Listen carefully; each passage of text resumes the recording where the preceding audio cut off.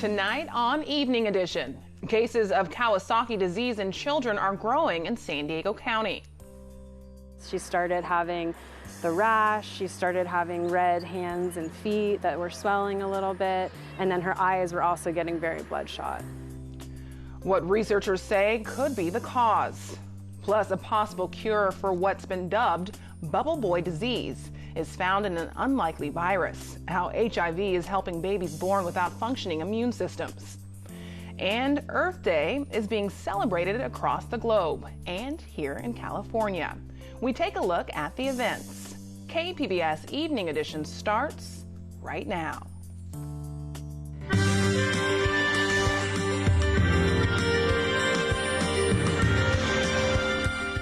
Good evening. It's Monday, April 22nd. Thanks for joining us. I'm Ebony Monet.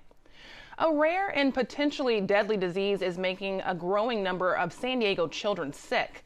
KPBS health reporter Susan Murphy talked to a team of researchers who say it may be caused by something in the air. What is this name?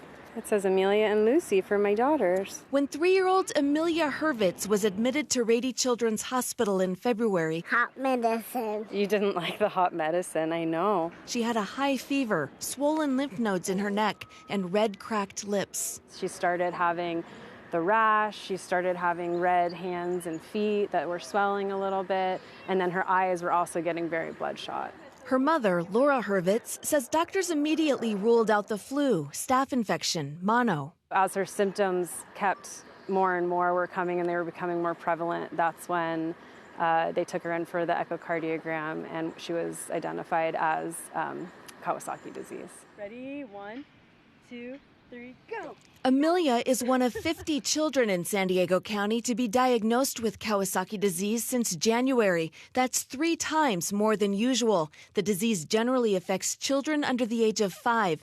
Left untreated, it can fatally damage the heart in 1 of 4 children. Kawasaki disease, to me, is the most compelling mystery in clinical pediatrics right now, because the answer seems like it must be staring us in the face. Dr. Jane Burns is a professor of pediatrics at UC San Diego and director of the Kawasaki Disease Research Center. She says most of the children recently diagnosed in San Diego County were treated early enough to prevent heart damage, but for some, even early treatment wasn't enough. She says those children will require lifelong treatment. And without the proper follow-up, which can keep all of these individuals safe, there can be disastrous consequences. Burns and her team meet every week to discuss new research and review cases. We don't think high temperature causes Kawasaki disease, or even high temperature is linked to whatever the thing is. That team includes Jennifer Burney, an environmental scientist with UC San Diego. We think these are just more indicators of atmospheric conditions. Burney believes the culprit may be air flowing across the Pacific Ocean from Asia to San Diego, stirred up by unusual weather patterns. What we know is that historically in San Diego County, when you see these moments of high incidence of Kawasaki, they're associated with a set of conditions, so higher temperatures, higher daytime and nighttime temperatures, and reduced circulation across the Pacific. Burney says pockets of air get trapped, and that seems to be linked to a spike in cases. The unknown is what exactly is in the air that triggers the disease, which is found all over the world. Her research points to aerosol particles. Some of these come from natural sources like dust or sea salt.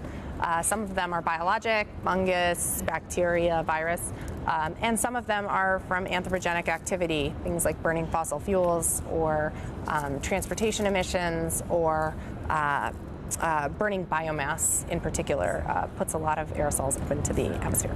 Burney is studying data on when and where kids are getting sick to try to catch the culprit. We need to figure out sort of statistically how to sample for something that's kind of sparse potentially in the atmosphere. How do you do that in a way that you might actually catch the thing at the moment that it is exposing kids?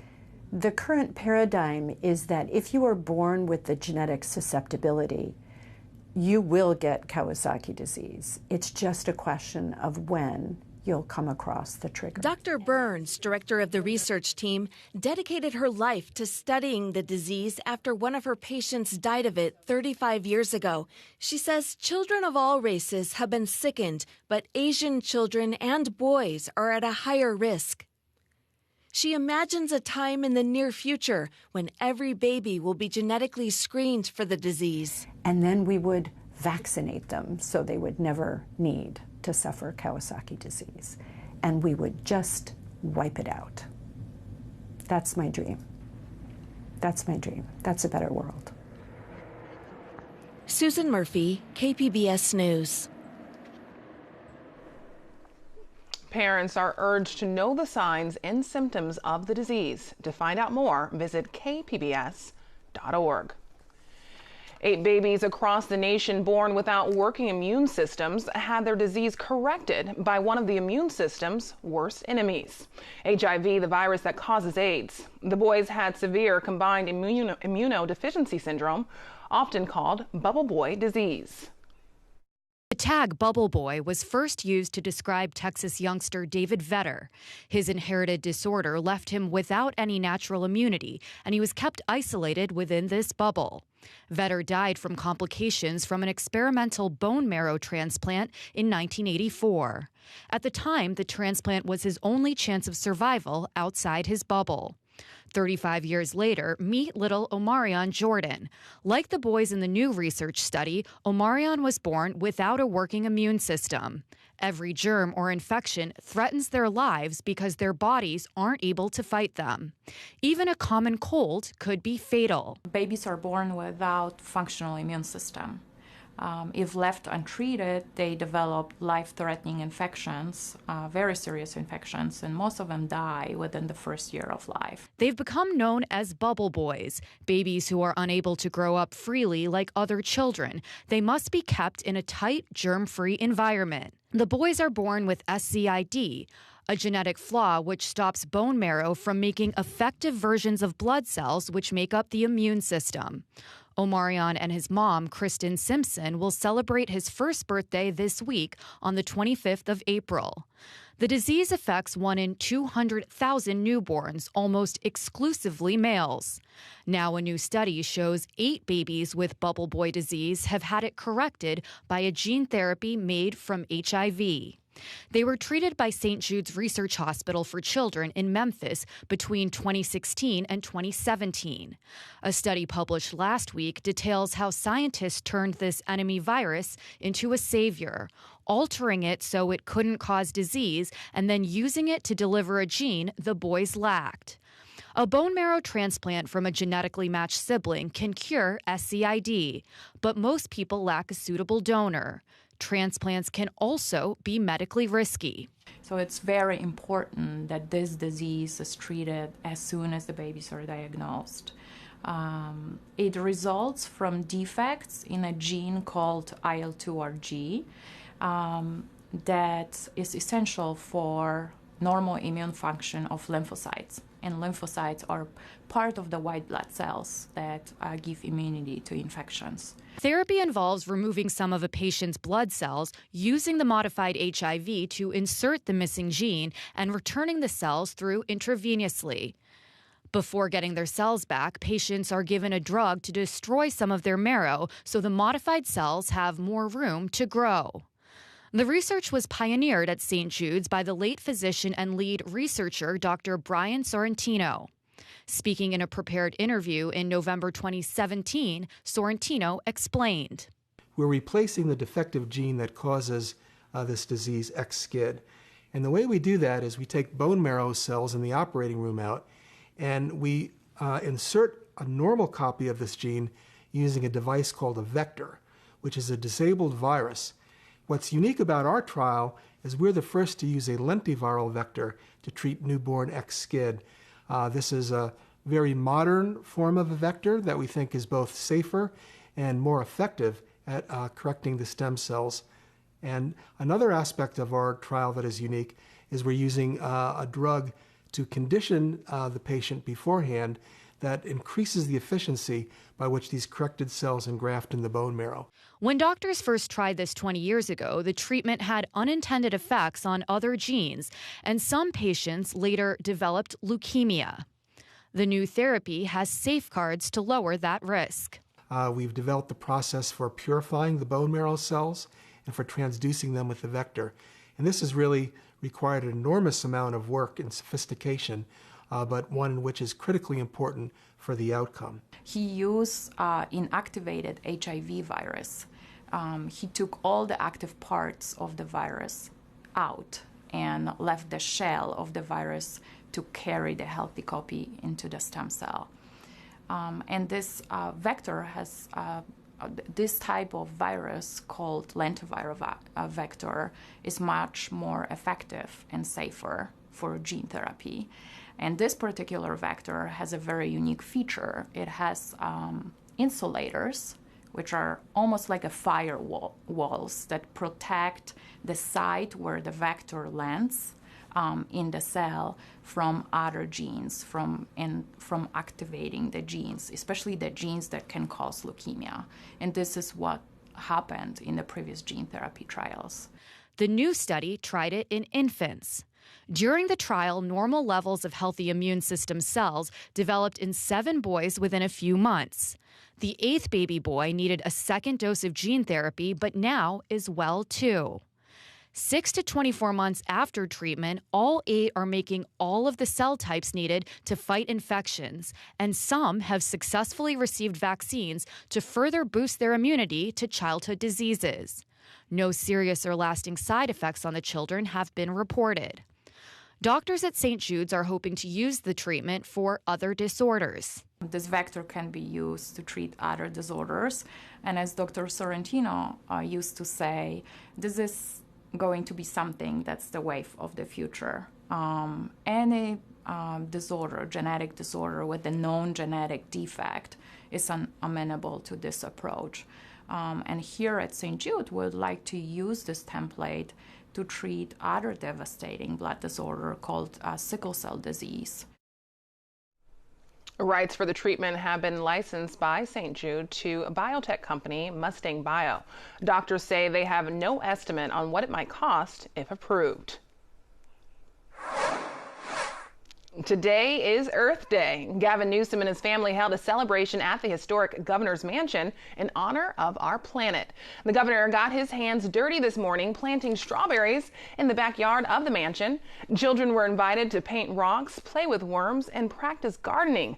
The First Lady also read a children's story on the steps of the mansion about caring for the environment. While speaking to reporters, Newsom said the meaning of Earth Day has changed over the years. The old construct when Earth Day was originally conceived was, folks that had named the environmental community as sort of tree huggers, as liberals. We are taking back and renaming the environment. We're renaming Earth Day as entrepreneurial, as innovative, as patriotic. Earth Day was first celebrated in 1970 and now includes events in nearly 200 countries. Meanwhile, also on Earth Day, a push to phase out diesel school buses in California is gaining traction.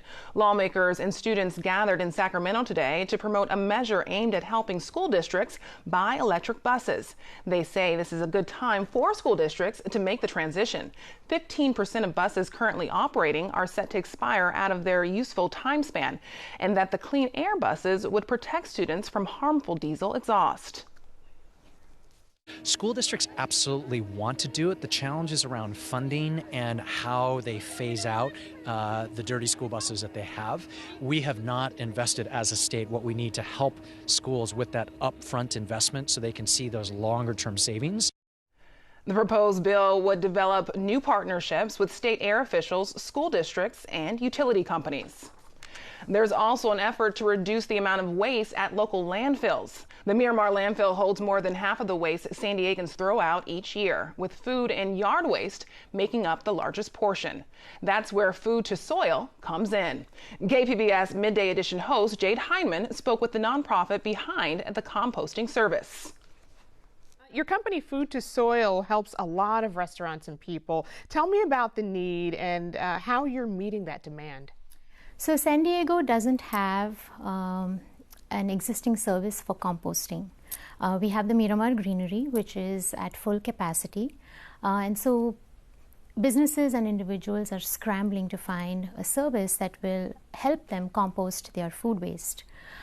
So Food to Soil is just that. We are a community composter. We are San Diego's neighborhood composter, we like to say. And we are composting for the urban environment because urban dwellers don't always have the time or the space or the interest to compost. So what we do is we offer that support that our citizens need, either to help them compost themselves or we take their scraps and compost it for them. And how many restaurants, individuals are you servicing? So we have 6 restaurants who are part of our program. We have about 70 individuals, households, who drop off their scraps every week with us for composting. And we compost at 2 community gardens, the San Carlos Community Garden and the Ocean View Growing Grounds. And we also supply scraps. Our scraps are clean, source-separated scraps. So we supply our scraps to 2 farms, Wild Willow Farm and Second Chance, because they are looking for scraps to make compost with. So that's sort of the network, and it's growing. We also have 4 on-site composting projects at corporate campuses. 2 are at General Atomics, 1 is at Viasat, and 1 is at San Diego Mesa College. Well, it certainly sounds like a big demand for what you're doing. Why would you encourage people to compost? So the simplest way to put it is because that's the only way you can close your loop regarding your food waste, with respect to your food waste footprint. The soil grows food, it nourishes us, and it is our responsibility to send those nutrients back into the soil. At least the nutrients that we don't use or that we discard need to go back to the soil to keep it nourished, to replenish the nutrients that we took from it. So that's the reason you compost. And the other reason you would want to compost is if you're a gardener or a farmer, you want to grow nutrient-dense food. And incorporating compost in your soil, keeping your soil alive, is the best way to grow that nutrient-dense food. Is composting environmentally friendly? I mean, does it create methane Absolutely. gas? Well, it doesn't create methane. Okay, so landfilling creates methane gas because when all this organic waste goes into the landfill, it's managed anaerobically. Anaerobic means in the absence of oxygen and water. So when you manage an organic material anaerobically, it's going to emit methane, and methane is a greenhouse emission. So landfilling is creating that greenhouse emission. By composting, you're reducing your waste footprint and thereby your carbon footprint. So absolutely, composting is a way to reduce that carbon footprint and decrease that emission impact that you have on the environment. All right, Sarah, thank you so much for joining us. Thank you so much. I'm Judy Woodruff. Tonight on the NewsHour, suicide attacks kill nearly 300 in Sri Lanka amid signs that security forces missed early warnings. Coming up at 7 after Evening Edition on KPBS. Sunny skies and increased temperatures are back in San Diego. But will the warmer weather stick around? KPBS meteorologist Erin Calandra has our forecast. Well, check out this satellite and radar. Looks like it's not even on, but it is. We just don't have anything happening here across San Diego County at the moment. It is nice and quiet, and that's really the case for much of California. Look at that, a nice break. Could see just a couple of spotty showers, but that is far away from here. We are going to enjoy nothing but clear skies. 58 degrees tonight across the metro region. Oceanside at 52, Chula Vista at 54 degrees, and Ramona coming in at 46. Borrego Springs, our low temperature tonight, 66 degrees. Now tomorrow, it's going to be great. Warm and dry. Those showers that we had far off to the east, nothing but sunshine and temperatures increasing. Oceanside up to 72 degrees, San Diego as well. El Cajon at 84 for that high temperature, and Ramona at 82. In the deserts, we are talking those upper 90s. Lots of sunshine. If you're in the deserts and you're working outside, it's important that you stay hydrated, take some breaks, and of course, protect yourself from that sun. Now, here we are late week, nothing going on in the southwest. We are seeing a great weather pattern. It's going to be very pleasant. Now, for the next couple of days along the coast, nothing but sunshine. You might notice a few low clouds by Friday, a shift of the winds, but sunshine by the afternoon.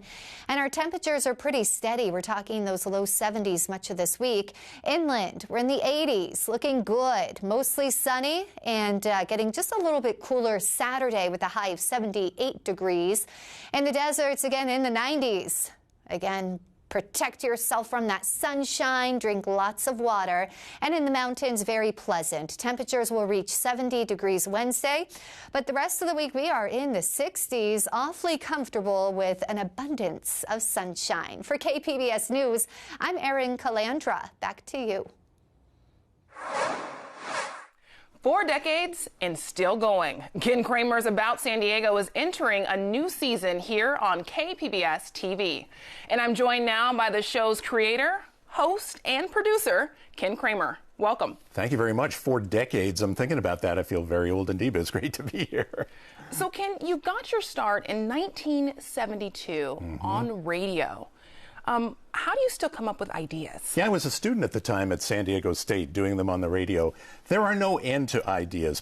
People do write me, and then I have ideas on my own. You know, I'm just very curious about things. I'm the person who, maybe you do a commute every day on the road, and you're driving along, and you notice that the road makes a little bit of a curve. And you notice it, but you don't pay a lot of attention to it. Well, I'm the guy who finds out that the reason Caltrans made that curve is that there was an old Native American graveyard there and they wanted to go around it. Fascinating little things, like how'd Grossmont get its name? I love stuff like that, and those are the stories that really intrigue me. So what stories actually make the show? Because I would imagine you're getting pitched all the time. I am. I do get a lot of ideas from people, but the stories that make the show are the things that have kind of like that second level. Here's a story, here's a thing, here's something that happened, and if you look right here on the sidewalk, you can see the person who was responsible left their handprint or their footprint there, and every time you see that, you'll now know the story about San Diego. It's got to like have that second level, and then it just works, and I love it. And I had the pleasure of spending the afternoon with you. We went to Balboa Park last year. Right. And I saw firsthand how people connected to you and the show. What do you think it is about your storytelling that really resonates with people? Well, I think everybody loves to have their decision to live in San Diego validated. I mean, it makes them feel good about, oh yeah, you know, I actually think that this place is more than just the zoo. It's more than just the Navy and different things like that, and lovely beaches. Right. It really has deep roots. So there's that. And then I also think there's a simplicity to the show, to be honest with you. I just sit at a table and I tell stories about San Diego, and there is a kind of a linear simplicity to it that isn't a lot of what you see on television today. Things are flashing and smashing and boom, boom, boom, boom. This is just, hey, I'm going to tell you a story. And I think that in complicated times is sort of simple and restful to people. So over the years, you've actually discussed retiring. I've come across some articles where it was being announced that you're retiring, and the comments are still coming in with people saying, oh no, don't go. So fortunately, you are still doing the show. What keeps you motivated? Yeah, at a certain point, you know, I'm getting to be a little older. And, you know, as I crossed over into the age of 70, I thought to myself, you know, it's time to retire, get married, start a family. and you know, I love doing the show, and I don't want to completely stop. I stopped doing every week shows a couple of years ago, but every once in a while I come back and I do just a few. And then I run away and I play. So it's sort of 1 foot in, 1 foot out. Yeah, I'm retired.